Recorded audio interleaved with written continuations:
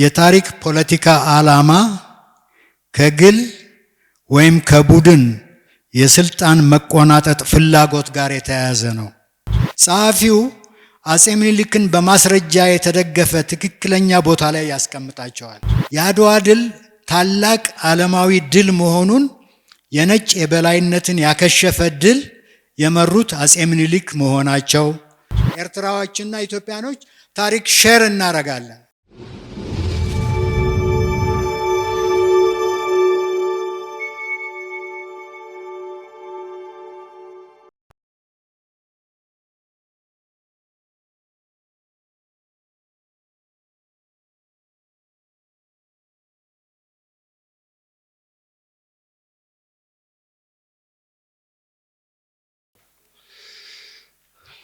ክቡራትና ክቡራን እንዴት ዋላችሁ?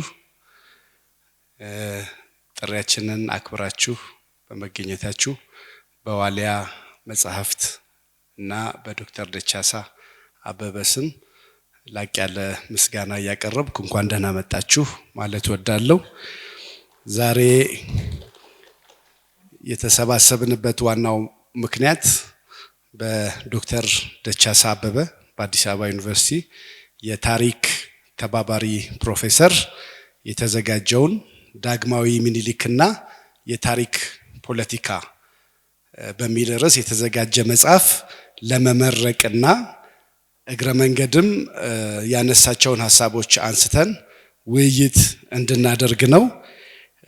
ሐሳብ የሚሰጡ በመጽሐፉ ላይ ሁለት ምሁራን ጋብዘናል። ፕሮፌሰር አየለ በከሪ የታሪክ ተባባሪ ፕሮፌሰር ናቸው እና ደራሲና ፐብሊክ ሂስቶሪያን ወንድም ስሻ አየለም ሐሳብ ይሰጣል። ረዳት ፕሮፌሰር አህመድ ዘካሪያ ጋሽ አህመድ መድረኩን በመምራት አብሮን ይቆያል። ስለዚህ ጋሽ አህመድን ወደ መድረክ እጋብዛለሁኝ።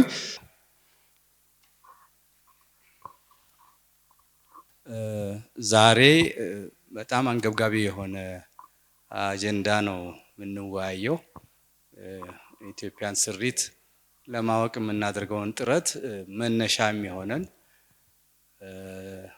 በእውቀት የታጀበ ስሜታችንንም የሚያጠናክር ውይይት ነው የምናደርገው ብዬ ተስፋ አድርጋለሁ። ያው ዘመናዊ ኢትዮጵያ ቴዎድሮስ እስካሁን ያለውን ዘመን ያካልላል። በተለይ የሶስቱ አጼዎች ፈተና ብዙ ነው።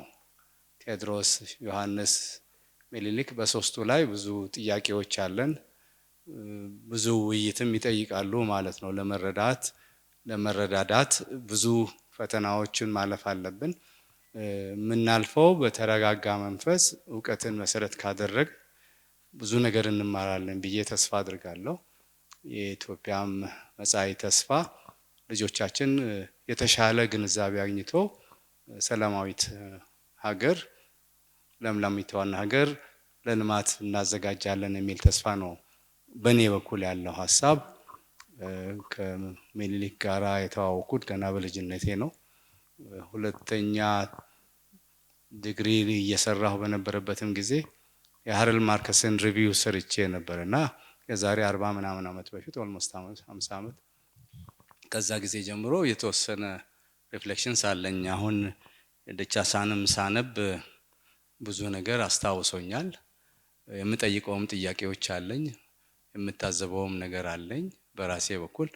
ግን እኔ አሁን አጋፋሪ ስለሆንኩኝ መጠየቅም ሐሳብ ማቅረቡንም ለሌላ ጊዜ አደርገዋለሁ። ለእናንተ ነውና መድረኩ። አሁን ፕሮፌሰር አየለን ጋብዤ መነሻ ጽሁፋቸውን አቅርበውልን ከዛ ወንድምንም ጥራውና የሱንም ነገር ወስደን የሁለቱን ከሰማን በኋላ እኛንም ጨምረንበት የሚስተካከለውን ልናስተካክል እንደገና የሚታተም ከሆነ ወደፊትም ይታተማል ብለን ተስፋ እናደርጋለን። የሚታረመው የሚታረም የሚጠናከረው ተጠናክሮ የተሻለ ጽሁፍ እናገኛለን ብለን ነው ተስፋ የምናደርገው። የኔ ተስፋዬ አዘጋጆቹም ተስፋ ነው ብዬ አስባለሁ። በዚህ ጋብዘውኝ ከቤት ታምሜ ነበረ።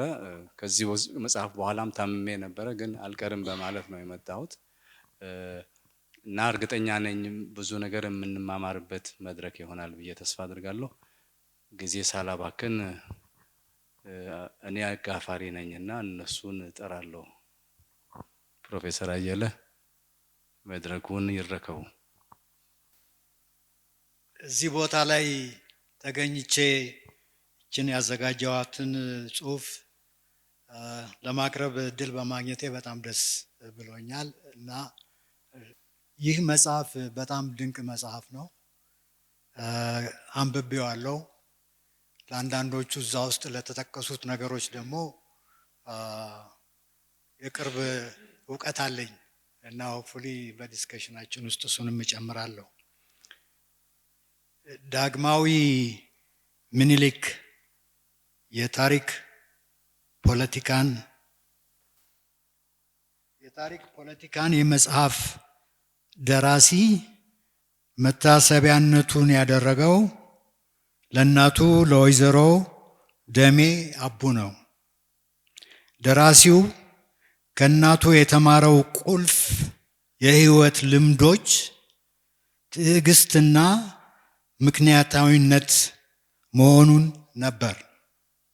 ይህ መጽሐፍ በዳግማዊ ምኒልክ ላይ ተመርኩዞ ምክንያታዊነትና ምክንያታዊ አልቦ ትርክቶችና የሚያስከትሉትን ጥቅምና ጉዳት ለአንባቢዎች ያቀርባል።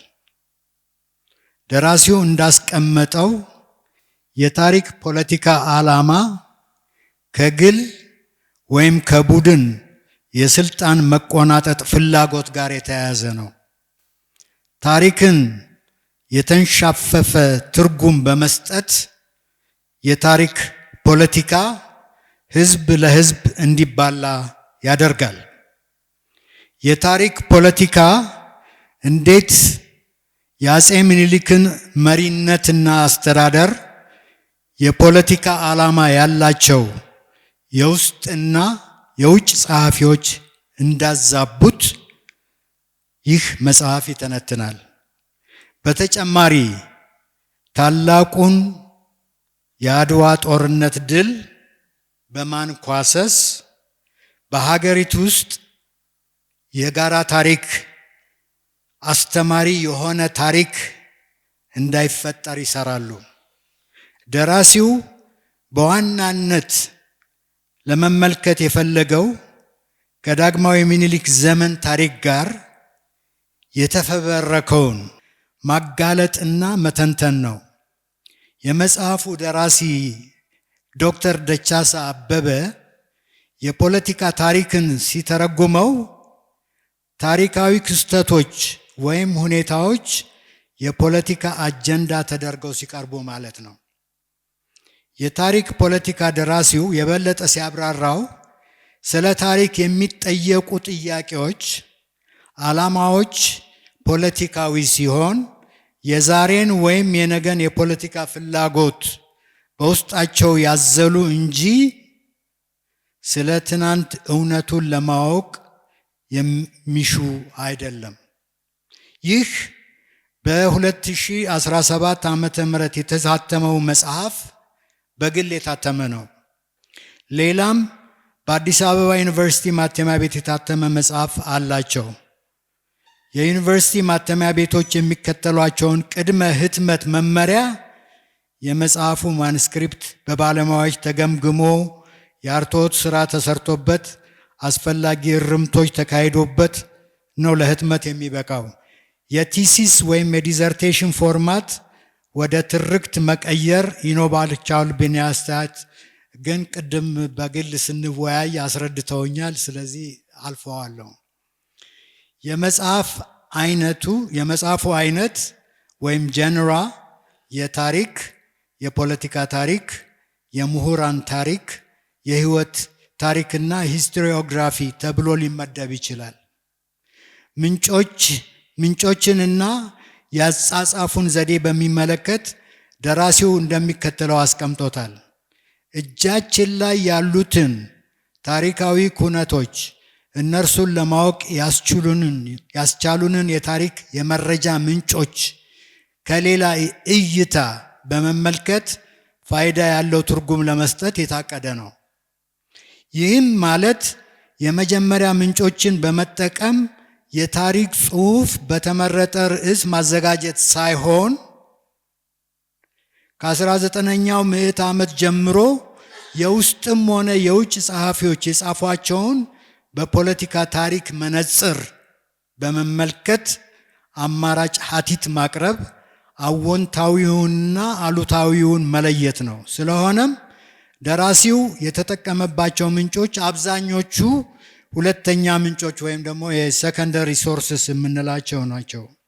ከዋነኛ ምንጮች መካከል ጆርናሎችና ያው የሚኒሊክ ደብዳቤዎች በጳውሎስ ኞኞ የተጻፉት ይገኙበታል። መጽሐፉ ፕሪፌስ ወይም ደግሞ ቀዳሚ ቃል በተባባሪ ፕሮፌሰር ዮናስ አሽኔ የተጻፈ ይገኝበታል። እሳቸውንም ኋላ ያቸዋለሁ። ይህ ታዋቂው የፖለቲካል ሳይንስ ምሁር በአዲስ አበባ ዩኒቨርሲቲ መጽሐፉን እንደ አስተማሪነት ያለውን ጥቅም በመገንዘብ ሁላችንም እንድናነበው ይጋብዘናል።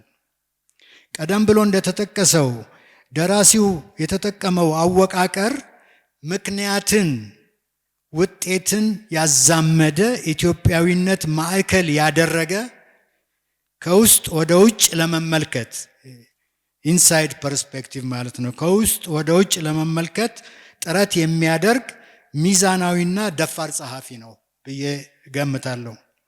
ይህ በ3 ክፍሎችና በ8 ምዕራፎች የተቀነባበረ ቲማቲክ ወይም ፈትለ ነገር መጽሐፍ ወይ ክሮኖሎጂካል አይደለም፣ ምኒልክን መሰረት ያደረገ የታሪክ ፖለቲካ መነሻና መድረሻው ምን እንደሚመስል ግንዛቤ ያስጨብጣል። ቲሲሱ ፈርቀዳጅ ነው። በእኔ ግምት ስሞችን እየጠራ ቦታዎችን እያመለከተ በእርሱ ግምት የጋራ ታሪክ እንዳይጎለብት የሚሰሩትን ኃይሎች በዝርዝር ያስቀምጣል፣ ይተቻል። ያ ነው እንግዲህ ትልቁ ስትሬንግዙ። ጸሐፊው አጼ ምኒልክን በማስረጃ የተደገፈ ትክክለኛ ቦታ ላይ ያስቀምጣቸዋል። እንደ ዓላማዎች ያስቀመጣቸው አጼ ምኒልክ የረጅም የፖለቲካ ልምድ ያላቸው መሪ መሆናቸው፣ ንጉሠ ነገሥት ለመሆን ወደ 50 ዓመታት ከፍተኛ ጥረት ያደረጉ ታላቅ መሪ አድርጎ ያስቀምጣቸዋል። በዘመን እንደ ዘመኑ የመሩ የፖለቲካ መሪ፣ ይህም ማለት ተቀናቃኞቻቸው ከአውድ ውጪ አውት ኦፍ ኮንቴክስት ማለት ነው፣ አውት ውጪ አብዛኛውን ጊዜ እንደሚኮንኗቸው መሆናቸውን፣ የአድዋ ድል ታላቅ ዓለማዊ ድል መሆኑን፣ የነጭ የበላይነትን ያከሸፈ ድል የመሩት አጼ ምኒልክ መሆናቸው፣ እነዚህን ሐሴቶች ለመሻር ታሪክ ለ50 ዓመታት ከአስተማሪነቱ ከአሸናፊነቱ ይልቅ የፖለቲካ ሴራና የደባ መሳሪያ ሆኖ መቅረቡ፣ በዚህም ምክንያት የራስን መንገድ እንደመፈለግ ፈንታ ወደ ውጭ ለውጭ ጥገኛ ለመሆን መሽቀዳደም በርክቷል ይለናል። የጸሐፊው ጠንካራ ጎን የታሪክ ፖለቲካ ምን ያህል የጋራ ታሪክ እንዳይጎለብት የተካሄደባቸውን ሂደት ማሳየት መቻሉ ነው። በተጨማሪ በድፍረት በዚህ ተግባር ላይ የተሰማሩትን ግለሰቦችና ድርጅቶችን በድጋሚ ማጋለጡ ነው። ደካማ ጎን ተብለው መጠቀስ የሚገባቸው ጽሑፉ ከቲሲስ ፎርማት ወደ ትርክት ወይም ናሬቲቭስ ያለመቀየራቸውና የተሟላ የአርትዖት ስራ ያለመሰራቱ። ይህ እንግዲህ ያው ዩኒቨርሲቲ አስተማሪ ስለሆንኩ ላይን ባይ ላይን እና ወርድ ባይ ወርድ ነው የሚሄድበትና አንዳንድ አይደንቲፋይ ያረኳቸውን እንትኖች ሼር ለማድረግ የሚቀጥለው ኤዲሽን ሲወጣ ያው እነዛ ነገር እንዳይደገም ነው። ሌላ ምንም እንትን የለውም። አሁን ለምሳሌ ስናይ መጽሐፉ ላይ እኔ በደንብ ትልቅ ስህተት ነው ብዬ ያየሁት ርዕሱና ኮንቴክስቱ ቴክስቱ የማይጣጣምበት ገጽ 147 ላይ ያለው 3.3 ደግሞ ባዶ ነው፣ ምንም ነገር አልያዘም። ይሄ እንግዲህ ስፔሲፊክ ትልቅ ስለሆነ ነው ሜንሽን ያደረኩት። ሌሎች ኤረሮችም ኖቲስ አድርጌያለሁ። እነዛ የአርቶት ስራ ያስፈልገዋል ማለት ነው። የሚቀጥለው ኤዲሽን ሆፕፉሊ እነዚህን ነገሮች በሙሉ ያስተካክላል። እኔም መጽሐፉን ላውሳቸው እችላለሁ፣ ምክንያቱም እዛ ላይ ምልከታ አድርጌበታለሁ። እና በዳግማው ሚኒሊክ የፖለቲካ ገጾች በሚል ርዕስ ተቀምጦ የአበሻ ሕዝብ ለሚኒሊክ ሰላማዊ የሆነላቸውን ሲዘረዝር አንደኛ ይሄ ከገብረ ሕይወት ባይከዳኝ የተወሰደ ነው እና በጣም ደስ ስለሚል ጨመርኩት ሪቪው ላይ። የሸዋ ሰው አዲስ የሚበጅ ህግጋት ስላወጡ ነው ይላል። አፈወርቅ ገብረየስ ነው ጦቢያን የጻፉት ወይም ስለ አፄ ምኒልክ መጽሐፍ የጻፉት ለህዝቡ ትምህርት ስለገለጹለት ነው ይላል። ትግራዩ ባላባቶች እርስ በርሳቸው እየተመቀናኙ አስገዟቸው ይላል። ሰሜን በጌሜድር፣ ላስታ፣ የጁ እቴጌ ጣይቱን በማግባታቸው እኛን የሚያህል ኃይለኛ ረዳት ስላገኙ ነው ይላል።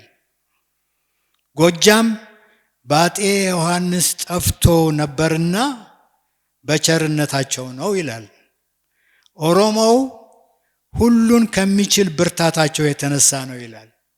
እንግዲህ ለዚህ ሁሉ ምክንያት ነው እንግዲህ ሰላም ሊሰፍን የቻለው በሳቸው ዘመን። የሚኒሊክ ኢትዮጵያን ለመለወጥ እንደ ደራሲው 3 የታሪክ ሀዲቶች ሲቀርቡ የተበታተነውን ወደ አንድ ሰብስበን አንደኛው ነው። ሁለተኛው የቅኝ ተገዛን፣ በቅኝ ስርዓት ተገዛን የሚል የታሪክ ፖለቲካ ነው። የመጀመሪያው የተበታተነው ወደ አንድ ሰበሰብን የታሪክ ፖለቲካ ነው። ሁለተኛው የቅኝ ተገዛን የታሪክ ፖለቲካ አለ። ሶስተኛው ለሁለት ተከፍለን ተሸጥን። ይሄ እንግዲህ ሰሜኑ ነው። በተለይ ትግራዮችና ኤሪትራኖች ክሪቲክ ሲያረጉ ምኒልክን የሚጠቀሙበት የታሪክ ፖለቲካ ነው ማለት ነው። እነዚህን ሶስቱን ነውና በተለይ ምዕራፍ 7 ምዕራፍ 8 እንደኔ ምዕራፍ 6 በጣም ኦሪጂናል ስራዎች ናቸው። በጣም የሚደነቁ በድፍረት ብዙ ኢሹዎችን እስካሁን ድረስ ሜንሽን ያልተደረጉት ወይም ዝም ያልንባቸውን ኢሹዎች ዶክተር ደቻሳ አንስቷቸዋል። እና አሁን ለምሳሌ ለሁለት ተከፍለን ተሸጥን የሚለው የታሪክ ፖለቲካ ኢቭን ከራስ ታሪክ መሸሽ፣ አሁን ለምሳሌ ትግራይን በምንወስድበት ጊዜ በቅኝ ተገዛን ሲሉ በጣም አስቸጋሪ ይሆናል እና ያ የቅኝ ተገዛን እንትን አስተሳሰብ ምን ያህል ፔኔትሬት እንዳደረገ ይሄ ተቃዋሚው ወይም ደግሞ the invention of Ethiopia ይልና አሁን ለምሳሌ ኢንቬንሽን ኦፍ ኢትዮጵያ በኬ ሆሎኮምብ እና በሲሳይ ኢብሳ በ1990 የተጻፈውን በምናይበት ጊዜ ይሄ ራሱ ኖሽኑ ምንድነው? ያ ኢትዮጵያ የሚባለው መሰረዝ አለበት። ምክንያቱም ሪፕሬዘንት አያረገንም፣ ካረገንም በጭቆና በኦፕሬሽን ነው ይልና ያ መጽሐፍ ኢንተረስቲንግሊ የተጻፈው ዘ ኢንቬንሽን ኦፍ ኢትዮጵያ ታይትሉን ኮፒ ያደረጉት ዘ ኢንቬንሽን ኦፍ አፍሪካ የሚል ቪንሰንት ሙዱምቤ የሚባል ኮንጎሊዝ ፊሎሶፈር የጻፈው መጽሐፍ አለ እና ከሱ ነው ዘ ኢንቬንሽን ኦፍ አፍሪካ ኖሲስ ፊሎሶፊ ኤንድ ዘ ኦርደር ኦፍ ኖሌጅ ብሎ የጻፈው በጣም ፕሮፋውንድሊ ዲፕ የሆነ መጽሐፍ። ግን እነሱ ከሱ የወሰዱት ፊሎሶፊውን ምናምኑን ሳይሆን ታይትሉን ነው እና የነሱ ዘ ኢንቬንሽን ኦፍ ኢትዮጵያ ማለት ኢትዮጵያ የሚባል የለም ኢንቨንትድ የሆነ ነው ማኒፋክቸርድ ፋብሪኬትድ የሆነ ነው ብለው አላማቸውን በሙሉ ያንን ኢትዮጵያን ለማጥፋት ይሆናል ማለት ነው። እና ይሄ ለዛ ደግሞ የሚጠቀሙት ምንድነው? ቅኝ ተገዛን። አሁን እንግዲህ ኮሎኒያሊዝም ምን ማለት እንደሆነ ያላወቀ ሰው ያንን ነገር ሲያነብ ምንድነው እንትናም ደቻሳም እንዳስቀመጠው ኢንተርናሽናል አክሴፕታንስ ኢንተርናሽናል ሬኮግኒሽን ለማግኘት ሲሉ የሚጠቀሙት ላንጉዌጅ እና የሚጠቀሙት ዲስኮርስ ከውጭ የተወሰደ ነው ማለት ነው። በተለይ ከሙዱምቤ የተወሰደ ነው ታይትሉ። እና በዛ ውስጥ እንግዲህ ኢትዮጵያን የሚያደርግ ዘ ኢንቬንሽን ኦፍ ኢትዮጵያ ይሉና ዘ ሜኪንግ ኦፍ ኤ ዲፔንደንት ኮሎኒያል ስቴት ኢን ኖርዝ ኢስት አፍሪካ ይላል። ማን ነው ያተመው? ዘ ሬድ ሲ የሚባል እንግዲህ ሬድ ሲ በነገራችን ላይ እኔንም መጽሐፍ አትሟል። ስለዚህ ፌር ነው መሆን ያለብኝ፣ ሌላ ምንም ሊሆን አልችልም። እና ምንድነው ቅድም ለደቻሳ ሳጫውተው ነበረ። ምንድነው ካሳሁን ቸኮል ይባላል ፓብሊሸሩ። አክቹዋሊ ሬድ ሲ ፕሬስ ብቻ ሳይሆን he also owns Africa World Press እና ሁለት የአፍሪካ ሞስትሊ ስለሌላው ኮንቲነንት ውስጥ ስላሉት ኢሹዎች ምናምን የሚያሳትመው ነው። እና ምንድነው ካሳሁን ያደረገው? ይሄን ሲጀምር ይሄን ቢዝነስ ምክንያቱም እኔ አይኖ ካሳሁን ቅድም ስነግረው ነበር ለደቻሳ ዮሐን ክራፍ አይደለም ካሳሁን አላ ዮሐን ክራፍ ሚሽነሪ ነው። በኃይለ መለኮት ግቢ አድጎ ግዕዝ አጥንቶ ከዛ ወደ ወለጋ ሲሄድ አንትሮፖሎጂ ፒኤችዲውን እየሰራ ያለ ሰው ማለት ነው። እና ወደ ወለጋ ሲሄድ ግዕዝን ያውቃል፣ ፊደሉንም ያውቃል። ግን ስራዬ ብሎ የላቲን ፊደል ለኦሮሞ ቋንቋ አፋን ኦሮሞ ለኦሮምኛ ቋንቋ ፈጠረ። እና ያ ፋውንዴሽን ሆኖ በአንድ ሀገር ውስጥ ምልህ እኔ በመጽሐፌ ስለ ፊደል ታሪክ ነው የጻፍኩት። አርጊው ያለው ሁላችንም አትሊስት ፊደል ቢኖረን ሼር የምናደርገው ከልቸሮቹ ሊግባቡ ያሉትን ችግሮች ሊፈቱ ይችላሉ በሚል አርጊው ያለው። እና ምንድነው ኢንተረስቲንግ የሚያደርገው ካሳሁን አሰ ፓብሊሸር ሲጀምር ቢዝነሱን ያወጣው ጆርናል ኦፍ ኦሮሞ ስተዲስ አይደለም። እሱ ያወጣው ጆርናል ኦፍ ኤሪትሪያን ስተዲስ ነው። እና የኤሪትሪያን ኮዝ የኮሎኒያል ጥያቄ ነው ተብሎ ነው in the final analysis insist ያደረጉት። እኔ አይ ሪመምበር ምክንያቱም ያ ክርክር በተካሄደበት ጊዜ ዩኤስ ነበርኩ። የኤዙና የሚባል ኦርጋናይዜሽን አለ ኢትዮጵያን ስቱደንትስ ዩኒየን ኢን ኖርዝ አሜሪካ የሚል የዛ ሜምበር ነበርኩ። እና ስንከራከርበት ነበረ እና ከኢፓሪፖም ጋራ ቅርበት ነበረን። እና ሁለት ቦታ የከፈለን ኢሹ ይሄ የኤርትራ ጥያቄ ኮሎኒያል ጥያቄ ነው ወይስ አይደለም የሚለው ነው። እና they insisted on saying የኮሎኒያል ጥያቄ ኢፒኤልኤፍ ማለት ነው። እኛ ደግሞ አይደለም ኮሎኒያል ሂስትሪ አላቸው፣ ያ ከኛ ይለያቸዋል፣ ታግለው ነፃነታቸውን ማግኘታቸው ትክክል ነው፣ ግን it's not a colonial question ብለን አርጊው ያደረግን።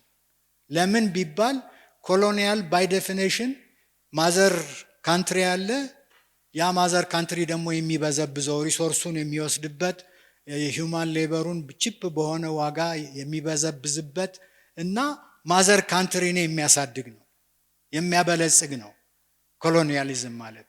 እና that's exactly what happened አፍሪካ በሙሉ ኮሎናይዝድ ሲሆን ሪሶርሱ ሂውማን ሪሶርስ እና ሮ ማቴሪያል ሪሶርስ በሙሉ እንዲወሰድ ወደ እንግሊዝ፣ ወደ ፈረንሳይ፣ ወደ ቤልጂየም እነዚህ ኮሎናይዘርስ ናቸው in the true sense of the word። የኢትዮጵያ ግን that's not the case። ምክንያቱም ኢቭን እንደው not in close terms analyze በምታረጉበት ጊዜ በኤርትራ ከኢትዮጵያ ጋር እንትን ባለችበት ጊዜ በተዋሃደችበት ጊዜ ምንድነው ያለው ሁኔታ ሞር ፋክተሪስ የነበረው ኤርትራ ነው እንጂ ኢትዮጵያ ውስጥ አልነበረም።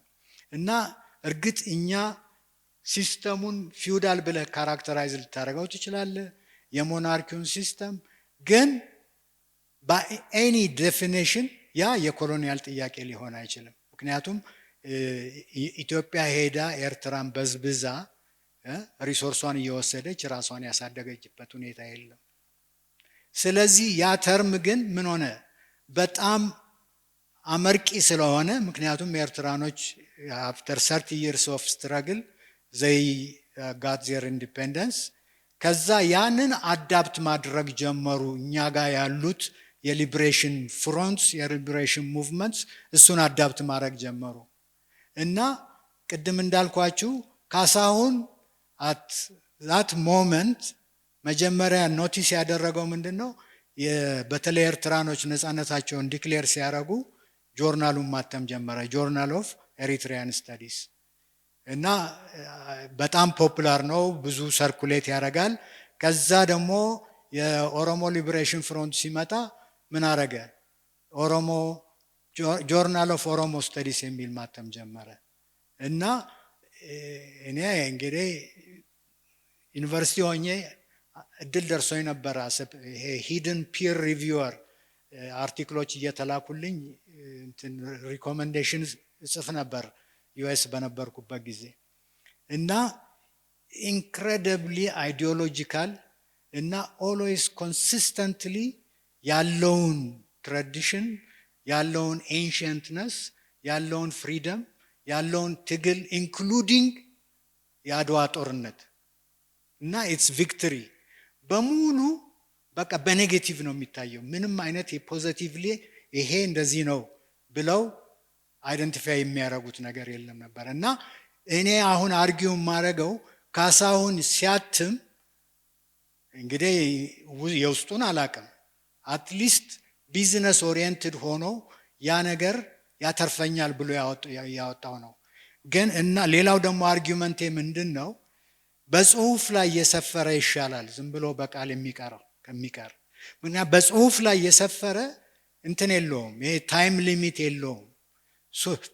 ያ ሄት ጀነሬት ካረገ ህዝብን ከህዝብ ካጋጨ ሱነር ኦር ሌተር መጠየቃቸው አይቀርም እና ያ ዶክመንት መኖሩ በእኔ ግምት ጥሩ ነው እላለሁ እና ትንሽ እዚህ ላይ ፎከስ አረኩ። የእንትንን በምትወስዱበት ጊዜ ይሄ ለሁለት ተከፍለን ተሸጥን የሚለው ስትሪክትሊ ከእንትኖች ጋር ይያዛል። አንደኛ ከአጼ ምኒልክ ሸዋ ላይ ከጣሊያን ጋር አንድ ትሪቲ ተፈራርመዋል። የውጫሌ ውል በኋላ የፈረሰው ደግሞ ሌላው ትሪቲ ነው። ሶስተኛው ደግሞ ድል አድርገው ወደ አዲስ አበባ ሲመለሱ የአዲስ አበባ ትሪቲ የሚባል ሶስተኛ ትሪቲ አለ እና እነዚህን ያወጡና በተለይ የውጫሌ ውልን ያመጡና it's not simply የጣሊያን ስር ትሆናለች መባሉ ብቻ ሳይሆን ወይም መሰንትን ወሰን ሲወሰን አባንደን አድርገውናል እና ኤርትራ ኢዝ አባንደን። እንግዲህ እንደ ሁላችንም እንደምናውቀው የኤርትራ ኮሎናይዜሽን 1869 አይ ቢሊቭ እንደ ኢሮፒያን አቆጣጠር በአሰብ ነው የጀመረው። ጁሴፒ ሳፔቶን ተመስገኑም ያውቀዋል እና ሚሽነሪ ትንሽ መሬት ብሎ ከአፋሮች የገዛው ከዛ በኋላ ለሱ ለሚሰራበት ኩባንያ አሳልፎ መስጠቱ ከዛ for the first time formally አሰብ የጣሊያን ኮሎኒ የሆነችው in the 19th century ነው። ከአሰብ ወደ ምጽዋ እንግሊዞች ከጅቡቲ አስጥለው ለጣሊያኖች የሰጡት ከምጽዋ እንግዲህ በሰዓቲ በኩል አድርገው አስመራ ገቡና what they called ኤሪትሪያ የሚባል ኮሎኒያል ኤንቲቲ ፈጠሩ እና ይሄ ኮሎኒያል ኤንቲቲ ሲፈጠር this is very important ከዛ በፊት እንደዛ የሚባል ነገር የለም። in our ancient history ኤርትራ ውስጥ ያለ very important ምን ነበረ? in the ancient times አዶሊስ የሚባለው ፖርት ከዛ አሁን ደግሞ በዘመናዊ ፒሪየድ ደግሞ ምጽዋና አሰብ እና እነዚህ በተለይ ኢትዮጵያና ኤርትራ አንድ ከሆኑበት ጊዜ ጀምሮ ምጽዋና አሰብ ያገለግሉ ነበር። በተለይ ምጽዋ እንደ ሞስት ፓርት እና አሁን ምን ሆነ? ኤርትራ ጣሊያኖች ሲመጡ ያንን ኮሎኒ ያደረጉ። ኮሎኒ ደግሞ ሲያደርጉ ኤርትራን that was not their final እንትን መዳረሻ። የነሱ መዳረሻ ምን ነበረ? ኤርትራ አለ፣ ሶማሊያ አለ፣ ሶማሊላንድን ሳይጨምር ከዛ ኢትዮጵያ። that's exactly ባድዋ ተሸነፉ። ግን እንደገና ከ40 ዓመት በኋላ ተመልሰው አላማቸው ምንድነው? that whole region የኢጣሊያን ኤምፓየር አካል ለማድረግ ነበር። እና ስለዚህ በኤርትራ ብቻ ይገደባሉ ማለት አይደለም። ኤርትራን እንደ ቤዝ ተጠቅመው ነው ኢትዮጵያን እንትን ያደረጉት ይወጉት። እና አሁን ምን ሆነ? ኤርትራ ኢንዲፔንደንሷን ስታገኝ አዱሊስ ከአክሱም ጋራ ዳይሬክት ሊንክ ያለው መሆኑ ቀርቶ አክሱም በጣም ትልቅ ፓወርፉል የሆነ ኤምፓየር ስቴት መሆኑን ሰርዘው አዱሊስ ራሱን በችሎ ለብቻው የቆመ የጥንት ታሪክ ነው። it has nothing to do with Aksum. if at all it has connection with Aksum, it's about 30%. የቅድመ አዱሊስን አሁን የሚያቀርቡት ኤርትራኖች ምን እያሉ ነው? የቅድመ አክሱም ስልጣኔ ነው። የቅድመ አክሱም ስልጣኔ ነው። 70% ከአክሱም ጋራ ምንም አይነት ግንኙነት የለውም ብለው ነው የሚጽፉት። ይህንን ከማንኛውም ፓብሊሽድ ከሆኑት አርቲክሎች ላይ ልታገኙት ትችላላችሁ። እና ምንድነው ለማለት የፈለግኩት? ያ ኮሎኒያል አርጊውመንት እነሱን ነጠላቸው እና ታሪክ ሼር እናረጋለን። ኤርትራዎችና ኢትዮጵያኖች ታሪክ ሼር እናረጋለን። we share the same history እና እነሱም አሁን ለምሳሌ እኛ ትልቁ አርጊውመንት በፓብሊክ ስኩዌር ላይ ይሄ የወደብ ኢሹ ነው።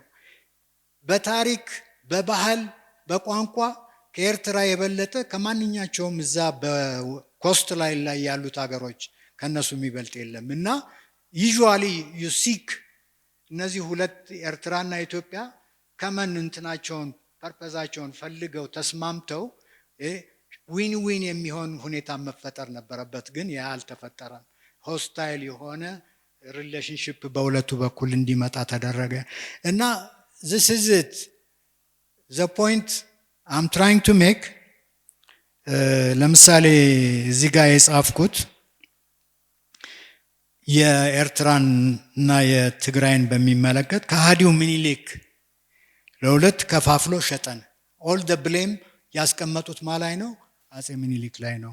ይህም ትግርኛ ተናጋሪው በሁለት ተከፍሎ በጣሊያኖች ቅኝ አገዛዝ ስርዓት ውስጥ ኤርትራ መውደቋ፣ ትግራይም ቢናይን ኒግሌክት ስር መውደቁን፣ በድህነት አለንጋ መገረፏ፣ በኋላም ቲፒኤልኤፍን አቋቁሞ ረጅም የትጥቅ ትግል ማካሄዷ፣ ወደ 4 ኪሎ በ1983 ስትገባ መገንጠልን የህገ መንግስቱ አንከር በማድረግ የብሔር ብሔረሰቦችና ህዝቦች መንግስትን ኤትኒክ ፌዴራሊዝም ለ27 ዓመታት የበላይ ሆና ማስተዳደሯ፣ በመጨረሻም ካስከፊ የእርስ በርስ ጦርነት በኋላ የብልጽግናን መንግስት ከስልጣን ለማውረድ በዝግጅት ላይ መገኘቷ፣ የህወሓት መሪዎች ተከፍለው ግማሹ ከብልጽግና ፓርቲ ጋር ሲንቀሳቀስ ከፊሉ ደግሞ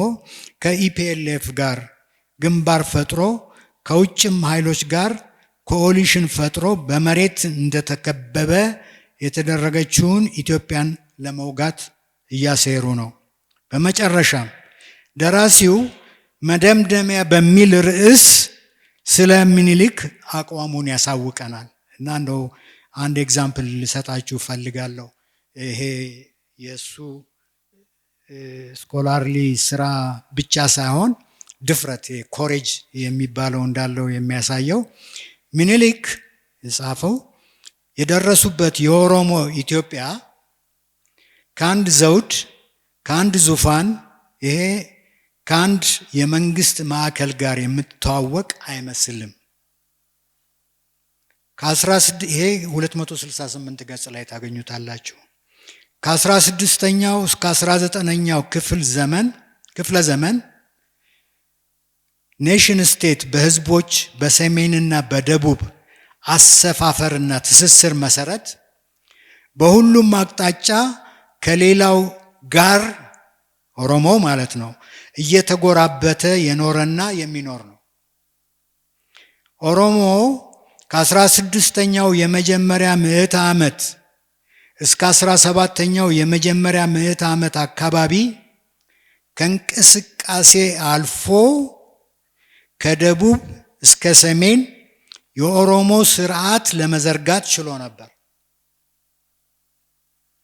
በሞጋሳ ከራሱ ውጭ የሆኑትን ሰውንም ምድሩንም ኦሮሞ እያደረገ አቆይቶታል። በዚህ የእንቅስቃሴ የሚሆን ሌሎችን ኦሮሞ የማድረግ ሂደቶች በፖለቲካ በማህበራዊና ኢኮኖሚያዊ ስርዓቱ ምክንያት እንደ የአስተዳደር ማዕከል ዋና ከተማ የመንግስት መቀመጫ መስርቶ ይህን የሰፈረበትንም ሆነ የኦሮሞ ማንነት ያለበሰውን በራሱ ስር የጠቀለለውንና በራሱ ስም የሰየመውን ግዙፍ ጂኦግራፊያዊ አካባቢና ህዝብ ከአንድ ማዕከል ቢያንስ በአንድ የበላይ በሚባል መሪ አባገዳ ወይም ደግሞ ሞቲ ማስተዳደር አልቻለም፣ አልሞከረም፣ ምናልባትም አልፈለገም ይላል። ኢናዘወስ አሁን ለምሳሌ የገዳ ስርዓትን በምንወስድበት ጊዜ የገዳ ስርዓት እንትን ነው፣ ኢጋሊቴሪያን ነው፣ ስቴትለስ ባህላቸው ኢኒሺዬቲቭ ራይትስ ኦፍ ፓሴጅ የሚጠቀሙበት የገዳው ስርዓት በየ8 ዓመት የሚቀየረው ስቴትለስ ነው። ስቴትለስ ሶሳይቲ ነው የፈጠረው እና ሞቲ ግን ያው ሞቲ ማለት ንጉስ ማለት ነው። እነሱ ደግሞ ስቴት አላቸው፣ ግን እነዛ ስቴቶች በኪንግደም ደረጃ ነው እንጂ በኤምፓየር ደረጃ አይደለም። የሁሉን የሚያጠቃልል ሀገረ መንግስት የፈጠረና ያንን ሀገረ መንግስት ቋሚ ያደረገው ከጀመርን ከመካከለኛው ዘመን ከጀመርን የሶሎሞኒክ ዳይናስቲ የሚባለው እሱ ነው ፐርፐቹዌትድ ሆኖ እስከ 1974 ድረስ የቆየው እና ይሄ ቬሪ ኢምፖርታንት ነጥብ ነው ደራሲው እንትን ያለው። ሁሉም ባለገዳዎች ሌላው ነጥብ ባለ የአስተዳደር ዘመናት ከአንድ የእምነት ማዕከል ቡራኬ የሚያገኙበትን ስርዓት በማበጀት በፖለቲካ አንድነት ሳይሆን በባህልና በቋንቋ አንድነት ኦሮሞነቱን ይዞ ዘመናትን ተሻገረ ይላል። ይሄ የጎበናን የዶክተር ደቻሳን ጎበናን መጽሐፍ አንብባችሁ ከሆነ አሁን ለምሳሌ ፋንዳመንታሊ የሶማሌ ኤትኒክ ግሩፕ እና ሶማሌስ እና ኦሮሞዎችን በምታነጻጽሩበት ጊዜ ሶማሌዎች ስቲል ሴንትራል ኤሌመንት ለነሱ ፖለቲካል ኦርጋናይዜሽን ክላን ነው እና በዛም ምክንያት እስካሁን ድረስ ዩናይትድ የሆነ አስማሚ የሆነ ስቴት ኔሽን ስቴት ለመፍጠር አልቻሉም። ኢቭን ዶ አንድ ቋንቋ አንድ እምነት ቢኖራቸውም እና የኦሮሞንም ኬዝ በምትወስዱበት ጊዜ ጎበናን ካነበባችሁ አንድ ጎበና፣ ሁለት አባቱ ራስ ዳጬ፣ ራስ ጎበና እነዚህን የተለያዩ ክላኖችን ስሞለር ግሩፕ አንድ ላይ ሰብስበው ኦሮሞ ኔሽን የሚባል ለመፍጠር ችለዋል እና የኦሮሞ ዩኒቲ ሊመጣ የቻለው በጠመንጃ ነው እና እሱን ስላመጡ ነው። አሁን ደግሞ ኦፍ ኮርስ ዲፋይንድ የሆነ ወሰን ለማበጀት ይፈልጋሉ። ግን ያ ኢሹ እንግዲህ ቅድም እንዳልኳችሁ ሞጋሳ ያለበት ትራዲሽን ምንድነው አዳፕሽን ሜተድ ያለው ትራዲሽን እና በጣም ሰፊ የሆነ ቦታ ሁሉም ኦሮሞ ቋንቋውን ስለተናገረ ባዮሎጂካሊ ኦሮሞ ነው ማለት አይደለም በዚህ ላይ ደግሞ እንትን መልታ ኤትኒክ ነው ያ ክልል መልታ ኤትኒክ ነው እና ሶሉሽን ስንፈልግ ያንን ኢንቱ ኮንሲደሬሽን መውሰድ አለብን። ምክንያቱም ኢምፖዝ ካረግን ይሄ ኮሎኒያል ኔሽንንና ኖሽን ኢምፖዝ ካረግን ስምምነት ሊመጣ አይችልም። ልክ አሁን ሀገራችን ውስጥ ብዙ የእርስ በርስ ጦርነቶች እንዳሉ ያ ጦርነት እርስ በርስ ጦርነት እየቀጠለ ሀገራችን ከድህነት አትወጣም ማለት ነው። ሌላው ኢምፖርታንት ነጥብ ዶክተር ደቻሳ ያቀረበው መጽሐፉ ላይ ምንድነው በዘመናዊ የኢትዮጵያ ታሪክ ውስጥ መሻትና ማግኘት ከባድ ነበር። ብዙ ውጣ ውረድ ያለው ስለ ይሄ የሚያወራው ስለ ንጉሶች ስለ ንጉሥ ነገስቶች ነው። በውርስ በቀላሉ የሚገኝ አልነበረም። አሁን ለምሳሌ ሲነግሱ አጼ ምኒልክ ቅድም እንደጠቀስኩላቸው it took him 50 years before he became a king of kings እና እነዛን 50 ዓመቶች ደግሞ በትግል ነው ታስረዋል። 10 ዓመት አጼ ቴዎድሮስ መቅደላ ልጅ ሆነው ደግሞ ያው ታውቃላችሁ የኛ ትራዲሽን ፉክቻ እርስ በርሳቸው ያንድ ነገስት ያንድ ንጉስ ልጆች እርስ በርሳቸው እንዳይባሉ ተብሎ ያሸሿቸዋል። This is also another very critical element that Dr. Dechasa mentioned. ሲያሸሿቸው ልጅ ሆነው ተጠየቁ አጼ ምኒልክ የት መሄድ ትፈልጋለህ የት መደበቅ ትፈልጋለህ ሲል right there in the ኦሮሞ ኮሚኒቲ ውስጥ መሆን እፈልጋለሁ ነው ያሉት። እና ሌላው አንድ ነጥብ በል ሁለተኛ ታስረው በአጼ ቴዎድሮስ አክቹአሊ ሶት የሱ ፋሚሊ አካል እንዲሆኑ ነው የፈለጉት እንጂ እዛ ታሰሩ የሚባለው ያው ምንድነው የሚባለው የቁም እስር ነው።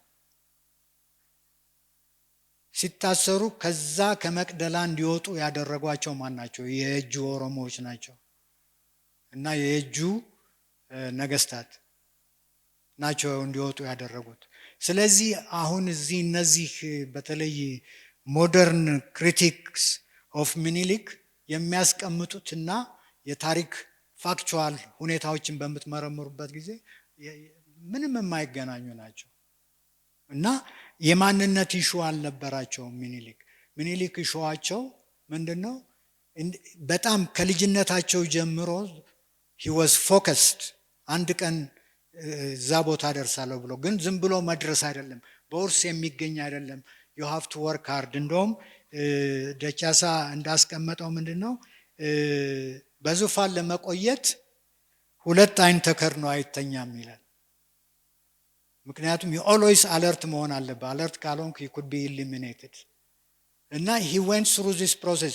ታስታውሱ እንደሆነ የሸዋ ንጉስ ሲሆኑ ንጉሰ ነገስት የሚል ታይትል ተጠቅሞ ነበር አጼ ምኒልክ። ግን በኋላ አጼ ዮሐንስ ለኔ ጋር ለመጣረቅ ከፈለክ ይሄ ንጉሰ ነገስት የሚባለውን ጥለህ ንጉስ መባል አለበት ብለው እሱን አግሪ አድርገዋል። that's another incredible quality of ሚኒሊክ። ሪያሊቲን በደንብ አሴስ ያደርጋሉ። if that reality ከሳቸው ጋር ማች ሊያደርግ ካልቻለ ጊቭ አፕ ያደርጋሉ። አሁን ለምሳሌ በአጼ ዮሐንስ ጋር ሲታረቁ ምንድነው የሆነው? አጼ ዮሐንስ እኛ ሰው ከሳቸው እንዲያመልጡ ስላልፈለጉ ምንድነው ያደረጉት? ልጃቸውን ከልጃቸው ጋር እንዲጋቡ የራስ አራያ I believe ዘውዲቱ ናት ጋር እንዲጋቡ አደረጉ። ግን ራስ አራያ በልጅነታቸው ስለሞቱ ያ አልሰራም። ግን ያ ኤሌመንት ነበረ እና እዚህ እንደውም አለ ደቻሳ የጻፈው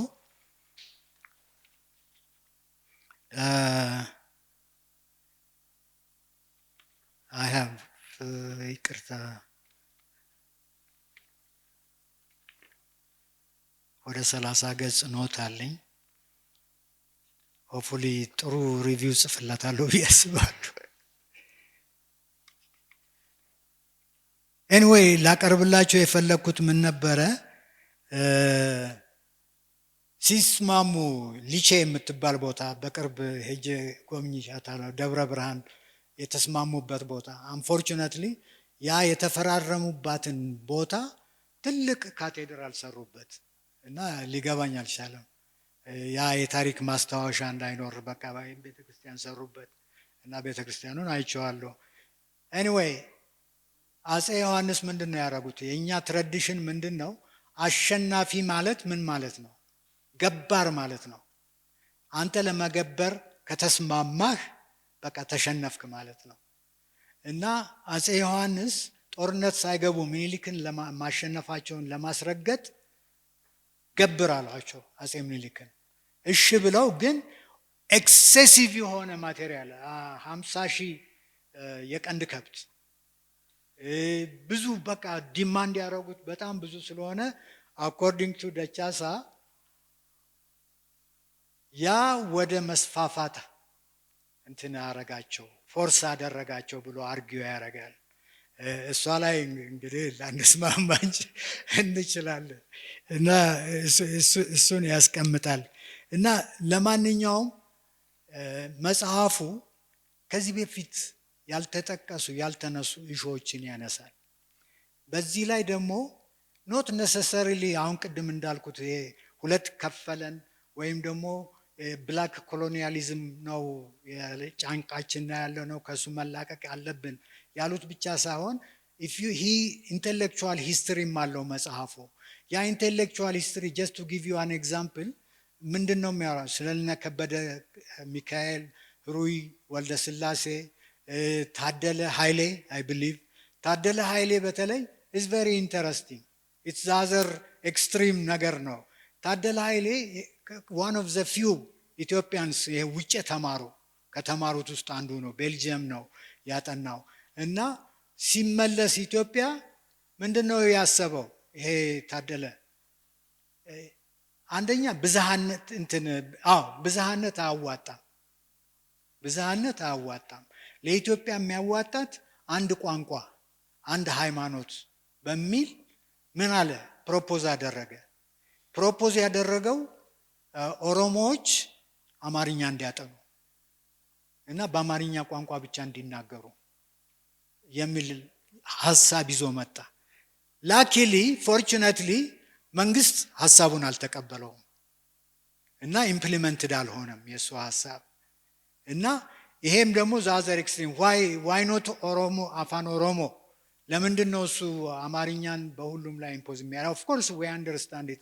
እሱ አርጊው ያደረገው አማርኛ ፊደል አለው ኤንድ ሶ ኦን ኤንድ ሶ ፎርዝ እነዛ ነገር ነው። የአማርኛ እኔ በሆን ሪኮመንድ የማደርገው ሁለቱን ቋንቋ አብረው እንዲያድጉ ማድረግ ነው። አሁን በተለይ በቴክኖሎጂ ጋራ ያ ነገር ሊሳካ የሚችልበት ሁኔታ በጣም የሰፋ ነው። ለማጠቃለል ይሄ ዛዘር ፌስ ብዙ ፌስ አላቸው አፄ ምኒልክ ከተቀናቃኞቻቸውም ከደጋፊዎቻቸው። እንደ አፈወርቅ ገብረየስ አይነቱ እንደ መልአክ ያዋቸዋል። የገብረ እግዚአብሔር ጊላ ደግሞ ሁለቱም ጣሊያንን አገልግሏል። አክቹዋሊ አፈወርቅ ገብረየስ ከኢየሱስ ሲጽፍ ብዙ ጣሊያኖችን ስላገለገለ ይቅርታ ተደርጎለት ወደ ኢትዮጵያ እንዲመለስ ነው።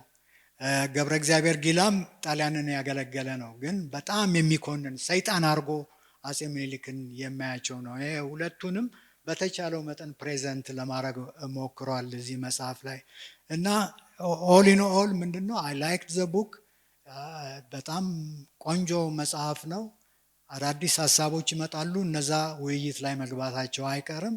ስለዚህ እኔም አንብቤ እንደተረዳሁት ዶክተር ዮናስም አንብቦ ሪኮመንድ እንዳደረገው ሪኮመንድ አደረገዋለሁ ሁላችሁም እንድታነቡት። በዚህ አመሰግናለሁ።